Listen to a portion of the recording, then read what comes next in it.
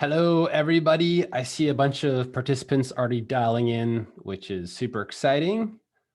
As per usual, we're going to give people just a few moments to join us for the call today, and then we'll get things kicked off. Very excited, as always, about both the speaker and the topic. And you know what? As people are dialing in, I know we're all very familiar with Zoom chat these days. Why don't you go ahead and say which city you're from in the chat window? I'm just going to pull up my chat here. And so, for example, Kelowna, BC, Bellevue, Ontario. I love it. Good representation from Canada. Vancouver, Denver. Yes. Omaha, Nebraska, Winnipeg. Vancouver's getting lots of love. Jerry Grattan from Kitsilano. Thank you for joining us, Jerry. Glad you're here, mate. I love it. This is great, team. Very good.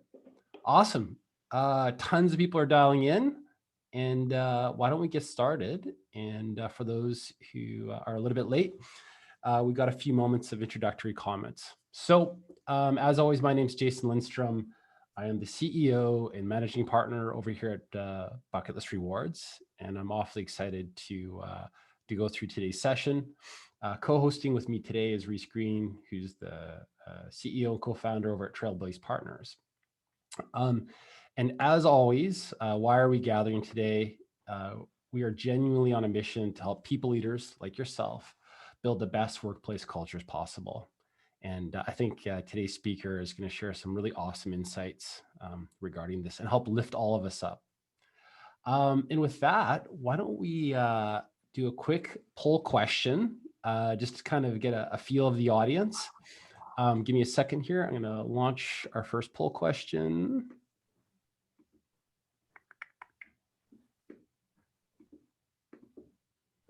And it's an easy one.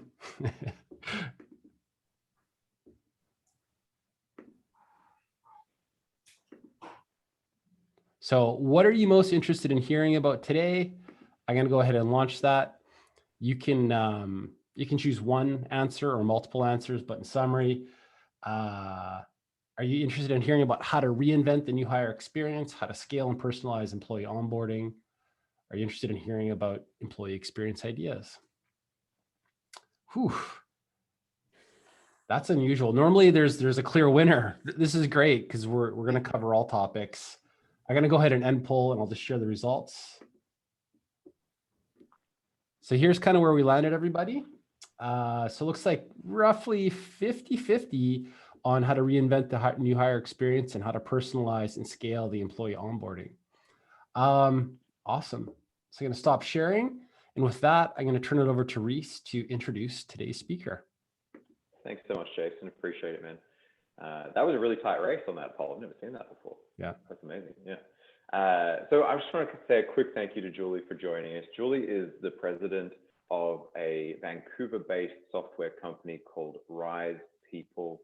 I have a bunch of other nice things to say about her that I'll get into for a second, but personal recommendation of the company. My wife is in payroll and finance, and they recently implemented Rise People, and her comment was, it's like onboarding and payroll for dummies. It's so easy to use. And she has used a whole bunch of different systems. So personal recommendation to her product there, and shout out. Rise People is the only Canadian-based all-in-one people management platform. And they're on a mission to put the human back into human resources.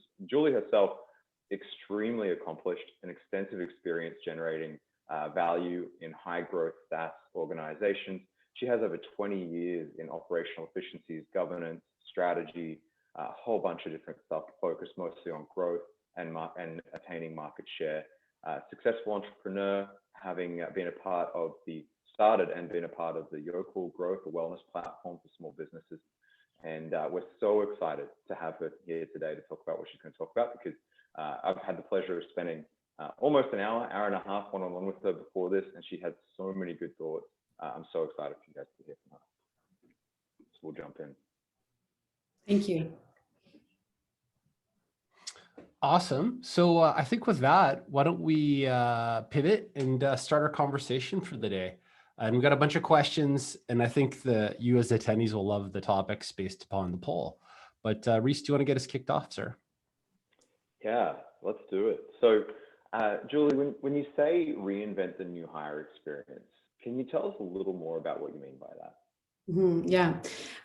There's been a shift coming for a long time in the way that we handle the new hire experience. But I think COVID has really forced things to change radically and abruptly. The old way of doing things, the in-person, all-day HR orientation just doesn't work anymore. And especially today, as we're seeing businesses being remote and planning to stay remote at least part of the time.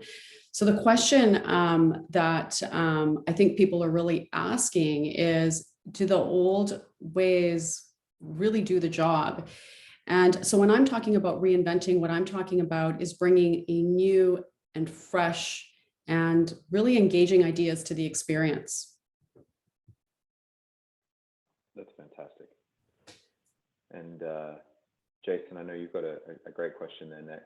Sorry to you. Thank you. I was struggling with my mute button. Yeah, Apologies. you're right, man. I filled the gap for you. There it is. So, I mean, I think that's a great answer, Julie. Thank you. I'd love to understand from your perspective why you feel it needs to be reinvented and not just tweaked. So I think it's an overhaul, and I think it's really about a change in mindset. So, it's not about here's what you need to know, which is a know-it-all approach. It's about here's how you can get the most out of your role, which is a learn-it-all approach. And that onus isn't just on the company; it's also on the employee too. So when organizations are looking at reinventing their process, it's about really assessing what's currently in place and accepting that what worked in the past may not work anymore. I think, when organizations are looking at reinventing, they need to really think about what their new hires want. What we've seen is that they want content that they can absorb, content obviously that they don't tune out in. And this means providing them with something that is really inspiring. So giving them an inspiring onboarding story, one that talks about the company's roots and its values, maybe including things like video introductions to key people in the organization, maybe sharing compelling testimonials, and not only from your clients, but also from the team on how they live the company's values, or to bring context to the role. I think it's about, bringing a human touch to the experience and to the process so that, they don't feel disconnected. That's great. Yeah, I love that about the human touch. And just diving in a little deeper on that, you've been through the process of implementing the software a bunch of times. You've seen so many of these onboarding processes. What do you think? What have you seen that's really working? So first, everything has to be in one place. And so whether it's starting from the very beginning, right, when you get your initial offer, to, the signed agreement, to the readings, the videos, everything centralized in one place so people can learn at their own pace. That's important. I think also, as far as the content goes, really compelling content, really clear content, directional content, a welcome kit, for example, that has links to all the essentials. A short vid we have in our platform, for example, in our process, we have short demo videos on our platform, and we have bits and pieces in our onboarding from our annual kickoffs so that new employees can experience and start looking forward to next year's event. So we really look to break down those bigger pieces of content into bite-sized chunks, right? And then in some cases, we drip feed it throughout the process. In other ways, we just, we add it to a schedule so that they can follow along, they can do it at their own pace whenever it makes sense. Those kinds of things are the things that we're seeing work as well. Assigning a buddy, that's something that we've been doing. A new hire can ask their buddy anything. When we were back in the office, it might be something like, how to use the copier, but now it's, who do I connect with, right? Because they're not having those opportunities in the same way that they had them when we were all, in an office space. That's great. I know you mentioned welcome kit there. I have a little special passion for welcome kits. I think it's one of those moments where you can either show you care or you don't care. You can give, some general swag, a t-shirt, that kind of thing, or you can give something that's tailor-made to the role. For example, you've got a role that's on the road, give them a backpack and a lunchbox and a water bottle and, great socks if they're walking a lot, stuff that really will make a difference to their day in, day out.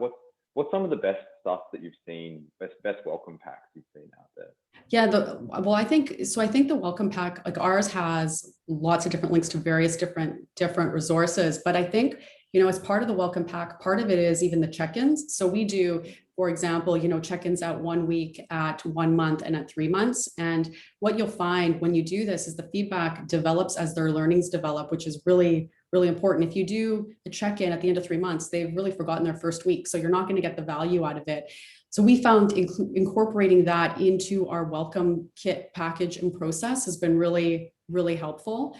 As well, we've one of the other things that we've done is we've tried to humanize the experience a bit more.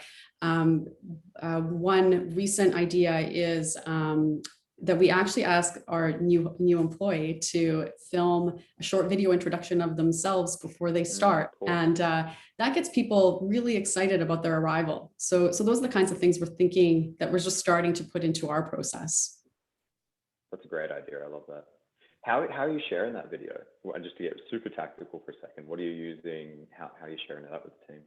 So we use Slack. So everything's on Slack, but we also host everything on Google. We leverage Google Classrooms, for example, which we host our learning centers on those. So that's another thing that we have in our process is for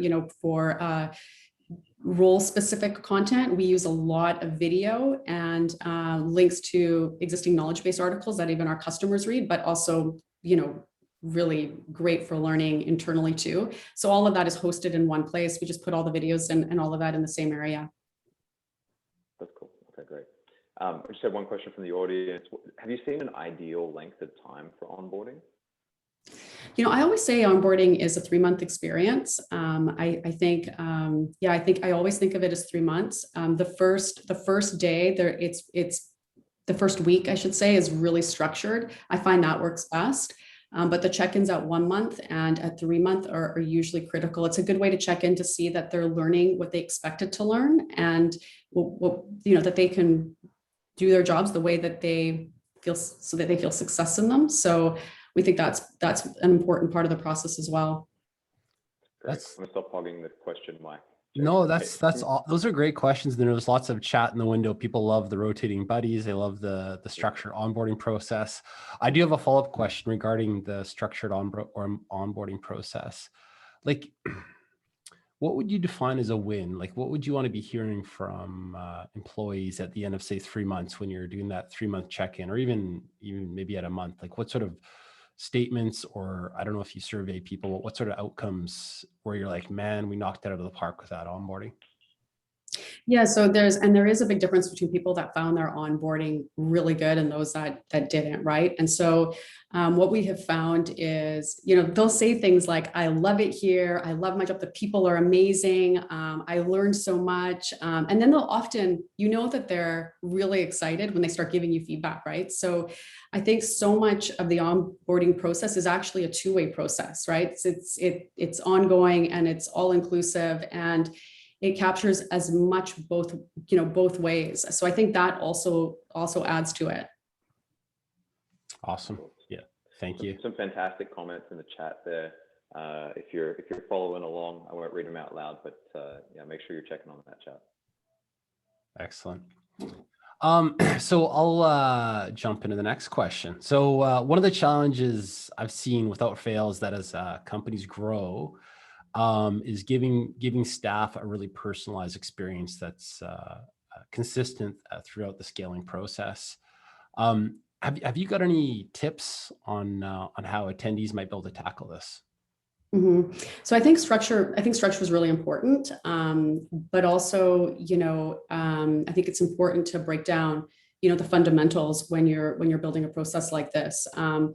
You want, part of the experience to be the same experience that every employee receives, no matter what their position is. And that goes back to giving them these bite-sized pieces of content that help them to understand what the company's all about right from the get-go. So that consistency is really important from, across departments and across locations. I think one of the challenges that HR managers have is that, effective onboarding can be really inconsistent across departments because, you're learning different roles are just different. So, when you look at creating consistency, it's for those things that matter across the departments, and then you create personalization for the specific role. But in my mind, the actual onboarding journey across the departments needs to be the same. That can be standardized. The consistency is really critical there. You want it to be in sync, and you want people to feel that they're connected to their teams, they're connected to the wider organization, and that they're getting the same information on the company's systems, the processes, the policies, and all of that. That's awesome. Yeah, thank you for that that answer. And then again, like, do you recommend people like in these check-ins? Should we be like surveying staff? And is there like, this is kind of a leading question, apologies, but is there like a desired outcome? Like, how would you rate the onboarding out of 10, and you're looking for 9s or 10s out of 10s? Like, really tactically, what are some things you might recommend people aim for? So in the check-ins, we ask different questions depending on the point in time. So the first week is all about the first week. Did your manager, even basic questions, did your manager check in with you every day? Right. So, and we ask managers to do that, to just check in and make sure that they feel that someone just cares that they're making progress through their first week. The first day is always tricky because, the first day you have, your orientation, right? And HR goes through all of their policies and procedures. And it's really easy as a manager to say, okay, HR has this one. So, you might not be as involved, but it's important to check in, start the day with your manager and check in with them at the end of the day, right? So we put that on the managers, and we have check-ins throughout the week. So at the end of the week, we ask questions that relate to, did people do what we asked them to do as part of the process? And did you get value out of those aspects of the process? So we always ask questions like that. That's And awesome. I'm happy to share that template, like the questions that we ask for our week 1 and our other two check-ins. That's awesome, Julie. It's really cool because my takeaway and what I heard is that what you've built is a process that creates a bit of accountability between, say, managers and the new employee. But then additionally, it's going to evolve over time. Like, it has evolution built into it because you can hear that feedback and then just keep improving it and tweaking it over time. Exactly. Yeah. That's awesome. And then in the chat window, a bunch of comments saying, we love the template. We'd love to see whatever you have. So yeah, thank you, Julie, for that offer. That's awesome. We'll be sure to go ahead and share that as a takeaway. Yeah, and there's also some questions in the Q&A there, Jason. One in particular around measuring the effectiveness of the onboarding process. How do you measure the learning, and how do you measure the productivity and ongoing engagement on the way out?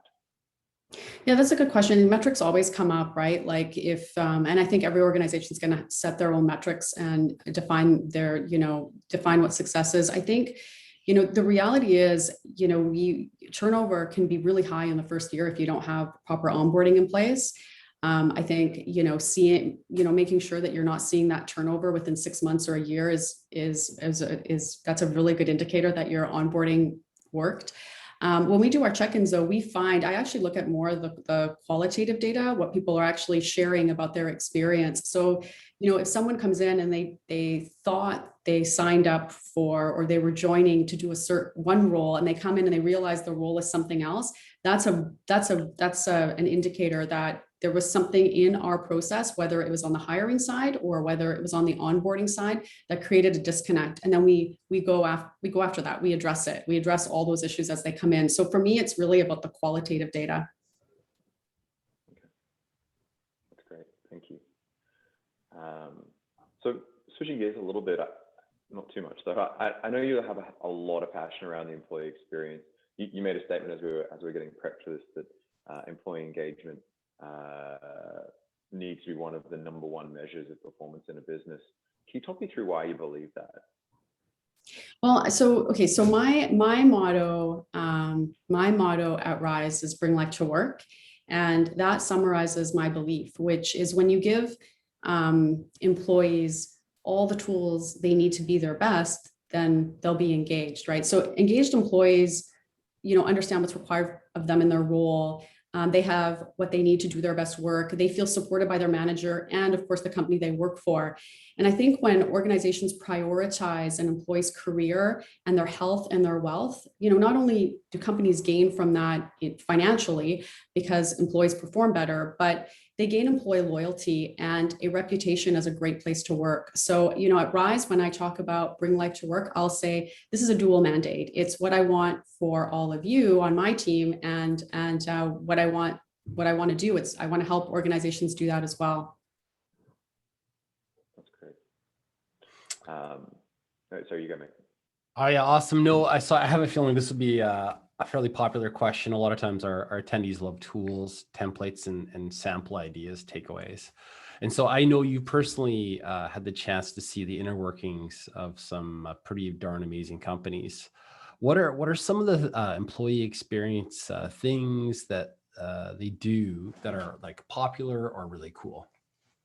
Yeah, so I think clear communication and transparency is always something that I see from our clients, and in our client base, they're leveraging our onboarding tools to support their process. So they're doing things like sending an offer letter out with links to accept the offer online. That's just how things work now.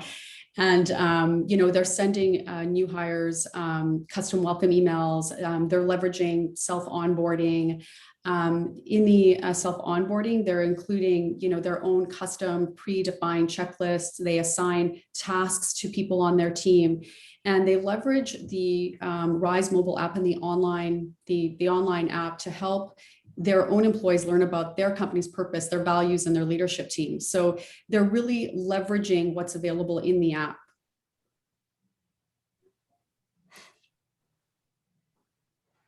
That's great.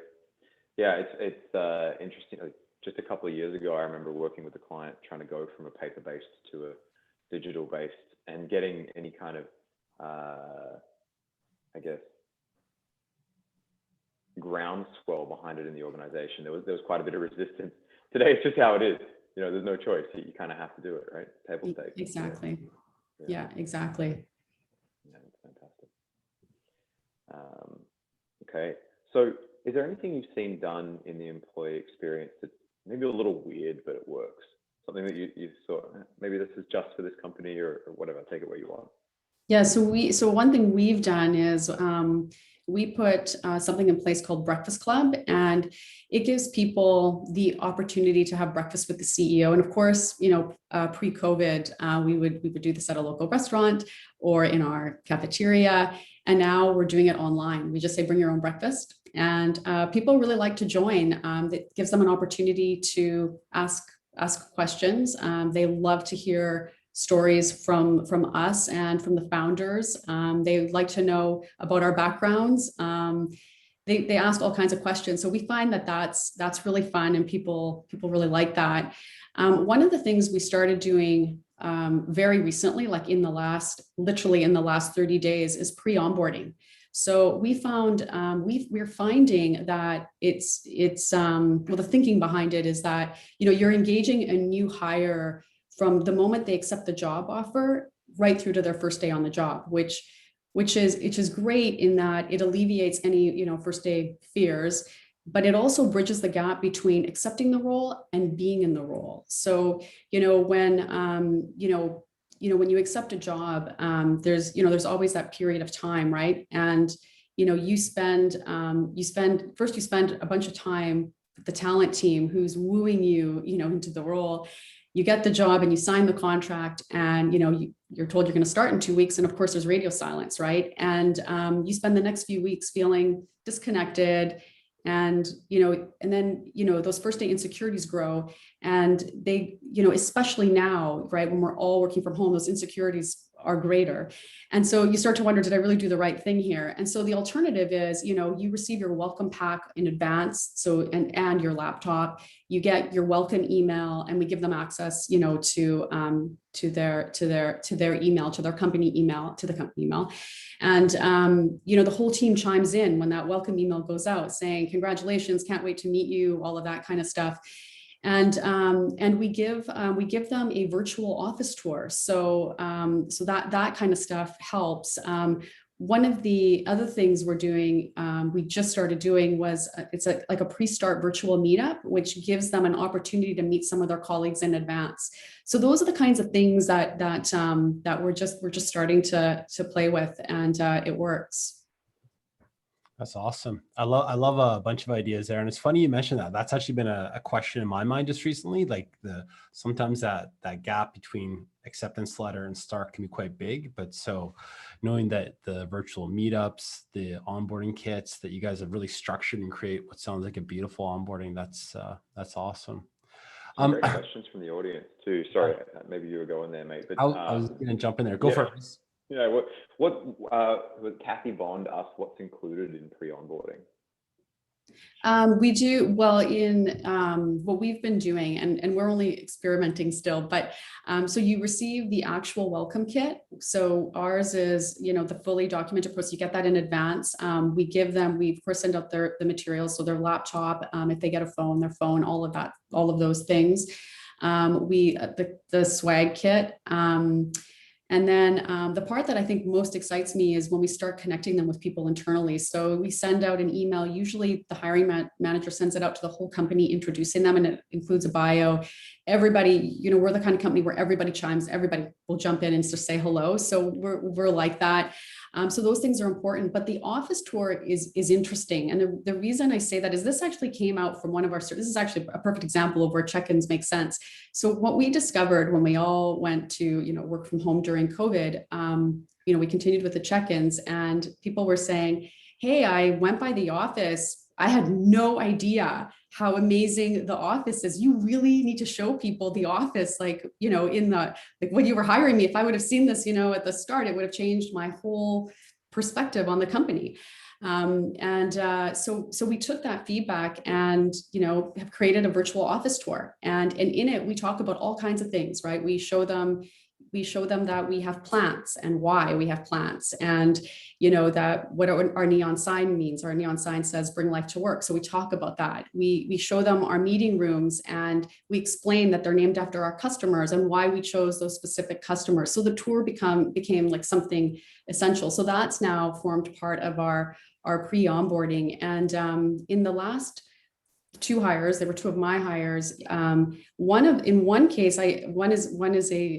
is actually in the process of his pre-onboarding now, and is joining as a VP of sales. And we have him interviewing candidates. So people are ready. They're ready to jump in right when they accept the offer. They're ready to jump in. So they're very engaged, and they're really excited, and they're happy. They're just happy to just jump in and start doing things.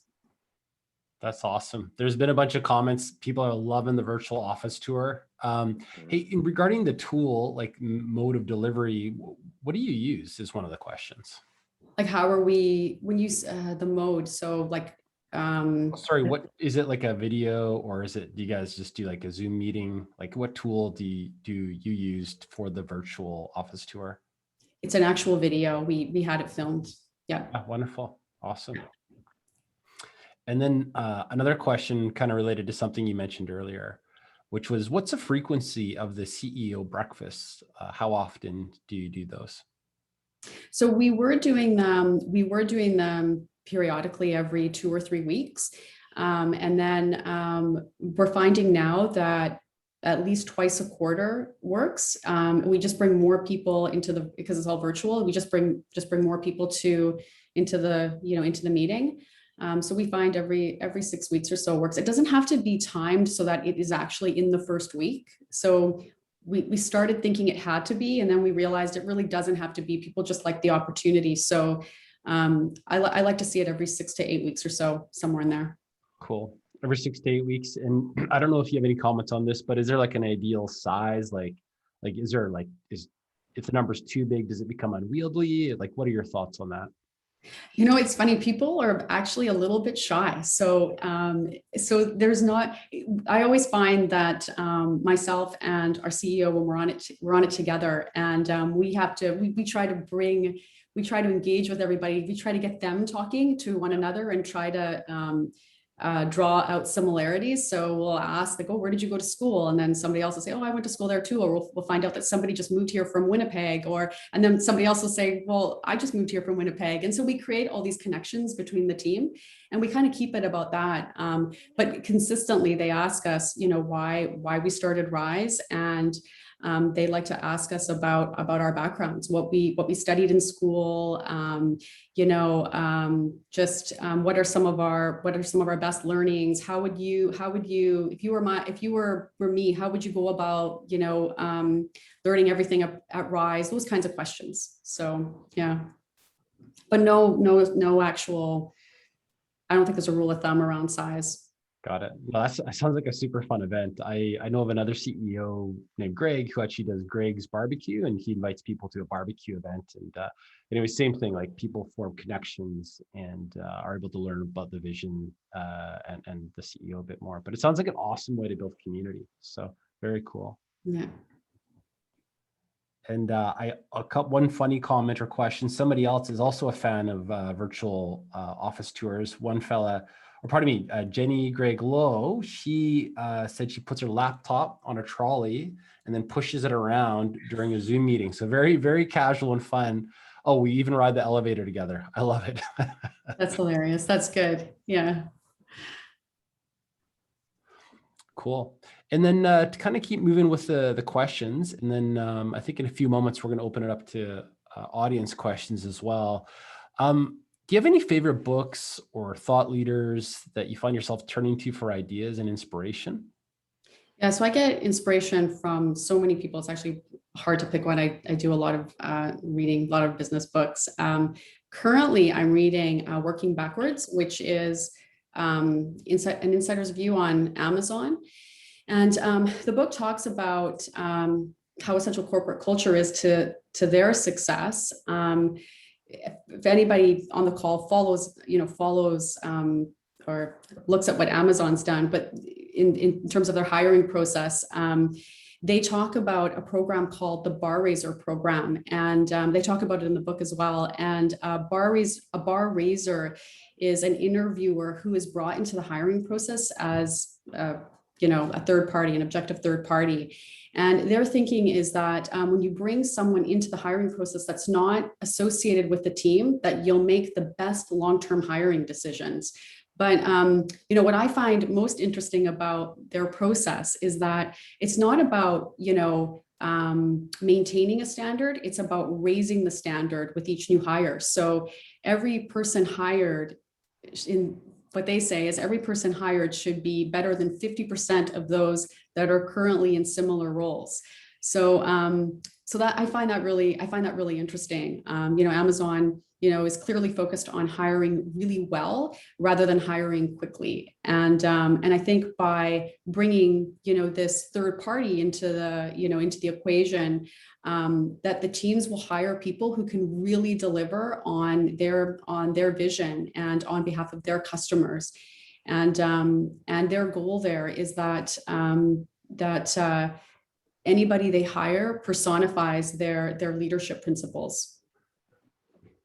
I love it. Sounds like an always evolving process, an always evolving team where the team's just always upscaling or up leveling. That's super cool. Yeah. Reese, any questions from your side, my man?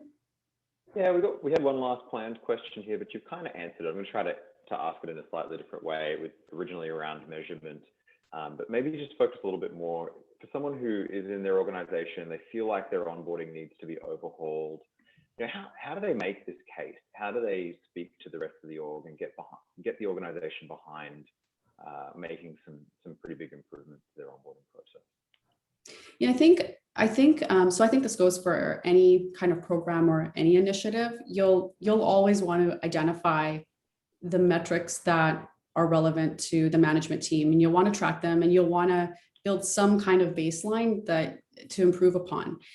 So I think that's a start. But I think time is critical. So you need a sufficient amount of time for any new initiative to take effect, right? Because there's lots of things, there's lots of metrics that you can look at as a result of the onboarding experience. So in my mind, the best way to go about it and to get the buy-in is to identify the problems and then solve them.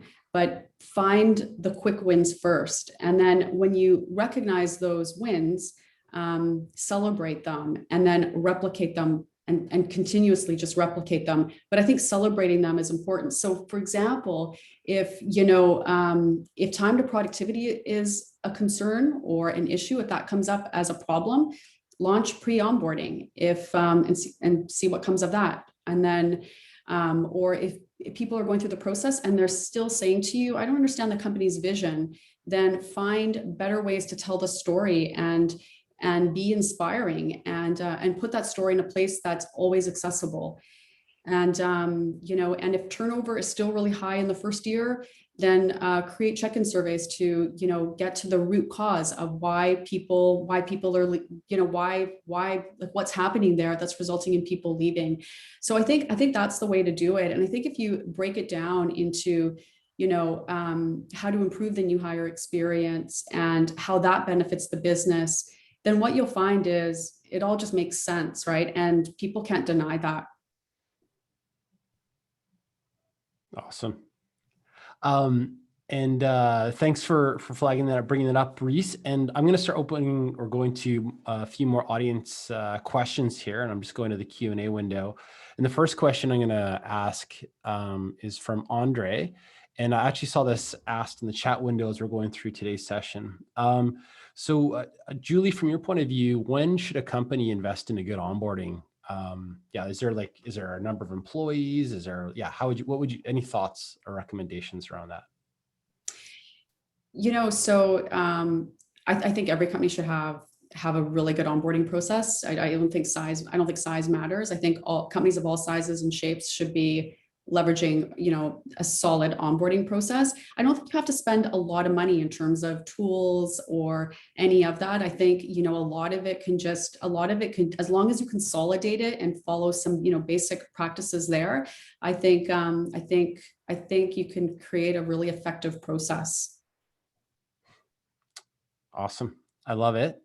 And I see questions kind of coming in both from chat and in the Q&A window. Feel free to put them in either. My preference would be, if you could go to the Q&A window at this point, that'd be awesome to help keep myself organized. Here's kind of a cool one, and I've been asked this myself. What are some ideas you would include in a swag kit? Oh, those are always so challenging because you don't want to put in, you always want to put something cool in that nobody else has, right? But we've done lots of different things, obviously from the water bottles and t-shirts. We've done caps, we've done backpacks. We've really done the full gamut. We've had straws recently. We tried that. I'm trying to think what else we've put in there. We have a whole collection of mouse pads that we just can't even get rid of now. But I think people are done with those. Actually, what I found, and I wear mine all the time. I have Rise sweatpants, and they're amazing. They come in handy the last year for sure. So, yeah. Nice. I might ask for a request to set of those Rise sweatpants myself. They sound awfully comfortable. And then one question regarding onboarding from Joanna.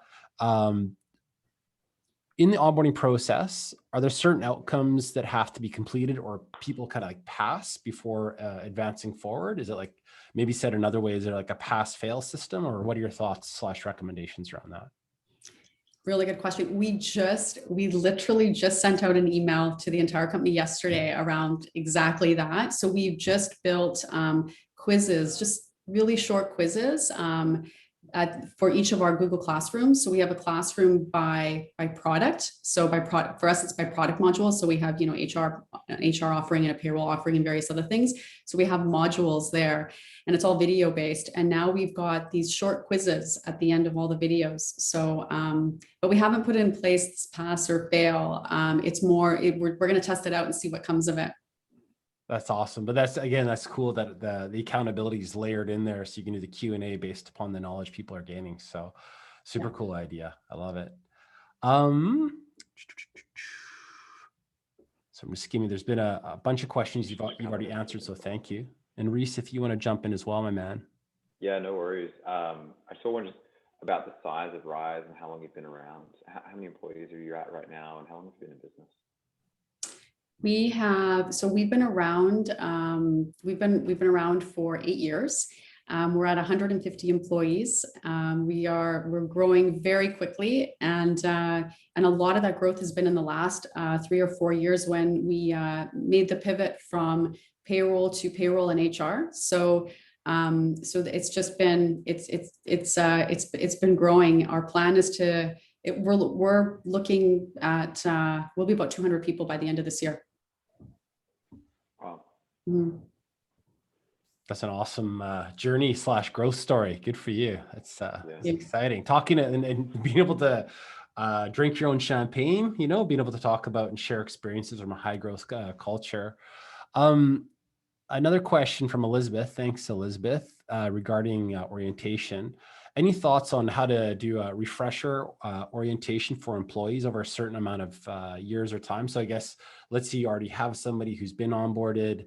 Like, do you reintroduce information at a later date? Any thoughts or tips on that? Yeah. So I think one of the things I think is important is to have refreshers, especially when it comes to policies, procedures, systems, any kinds of new programs that have been launched. I think it's really important to have a touch point every 6 months, and that they are live touch points. I think if managers don't get those refreshers, it's very easy to go back to I'll call it the old ways. So I think a 6-month refresher is always a good thing. A 6-month refresher. Awesome. Yeah. Thank you for that. And if you want to answer one more potentially bigger question, there's been a lot of questions around company vision and even transparency. So here's a bit of a bigger one. How do you clearly define? I know, right? How do you clearly define a company's vision? Oh, that's a good question too. Yeah. So let me think about that one. So when how do we share it, or how do we come up with it? I think it's both of those. Like, how do you clearly define a company's vision, and then of course share it with the team as well? So I think the first part is the vision for the product, and the vision for where the organization is going has been something that I've wanted to do for a very long time, even prior to Rise. So that vision is always, it's been, it's within. And in terms of coming up with the story and sharing something that's really compelling, we've spent a long time thinking about how to turn that into a message that's easily consumed, right? So even in our own organization, employees come to me all the time and they say, I really don't get it. Like, what does bring life to work mean? They'll ask me that. And they're like, I don't know how to apply that to the product I'm working on. I'm on payroll. How is that, how is that about bringing life to work? So, I often say, I take them back through what does it mean to be an engaged employee? And I walk them through the beginning, like what is my hypothesis? Why have I created this? And then I just walk them through that. I talk about things around, what the definition is, what it means to be engaged. And then I work backwards from there. And I go back to our mandate. I say, a lot of the things that we talk about for, when we, want to help our customers, that applies to us as well. So we eat our own dog food. And I think that goes back to, across businesses where possible, if you can be an organization that's able to be what you want other organizations to be, be the best at it. I think that's really important at getting that vision understood across the company. Awesome. Thank you, Julie, for answering that fairly significant question. That was a big one. Awesome. And I'm kind of looking at time, and what I'm going to say in a few moments is we're going to aim to wrap this up in just a couple more minutes here. But first, we have a couple of cool takeaways. Before I get into the takeaways, Reese, do you have some comments or questions from your side? No, I don't, but just thank you. I said it at the start, I say it again, Julie, fantastic. So much great stuff going on, and so many interesting tidbits to take away. I know I learned a lot, and I think our audience did too. Yeah, I would echo that. And based upon the comments of our attendees, there's been a bunch of awesome takeaways, people who've loved all the tips and tactical ideas from the onboarding process. And I know people are awfully excited to see what you're using for a template as well. So that's great. So just to move to wrap up here, as a takeaway from our side, we're going to be sending how to keep your remote teams connected. As always, it'll be a PDF we send after today's event. And I know Julie's going to be sharing some information as well. So keep your eyes out for that.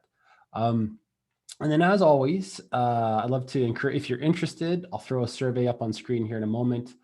But Reese and Jerry, they've set up and established a mastermind for senior HR people. And again, the intention is, if you want to learn from other, really talented, awesome people, this is your chance to join a mastermind. And the gist of it is, if you just want to learn more information about it, I'm going to put a little poll up on screen here. Just click yes. And I know that Jerry and Reese would be able to respond to that. So I'm going to launch this poll. Give that a second to run. Looks like a lot of people are interested in learning more, which is very cool. Awesome. I'm going to go ahead and end that poll now. Wonderful. And then Julie, one other question. I know obviously you've shared a ton of information. If people do want to learn more about Rise, is there a good call to action, something they should be doing today? Maybe going to your website. What do you recommend? Yeah, there's lots of content on our website. Our blog has got a number of articles on topics, within onboarding, but also related to performance and various other things. So you might find the blog a great resource. And there's also some tools on our resource library. So there's, for example, the payroll calendar is one asset that a lot of people download, but there's a number of other tools, a number of other assets there. One white paper that you might find interesting, I wrote it at the beginning of this year. It's on the trends that I'm seeing. You might find that one good. Awesome. Great. Thank you. Those are the perfect types of tools and tips people love to hear about. Thank you for that. And then lastly, just if you're interested as well, if you're interested in seeing how some of the best companies recognize and reward staff, I'm just going to launch one more quick poll here. Please feel free to let us know yes or no, and we'd be happy to coordinate that for you. And I'll let this one run just for a few more moments, and we'll move to wrap up for the day. Wonderful. I'm going to go ahead and end that poll. Awesome team. So again, Julie, thank you so much for your time today. I know based upon the comments, I can tell the attendees loved it. So thanks for your time and all the information. And I'm looking forward to staying in touch and hearing more good things about Rise in the future. Thank you. Thanks everybody. And for all the attendees, thanks for joining us today. Thanks for all the awesome questions, and keep an eye out for all those tools and takeaways. Have a wonderful Tuesday, everybody. Thanks very much. Bye. Bye.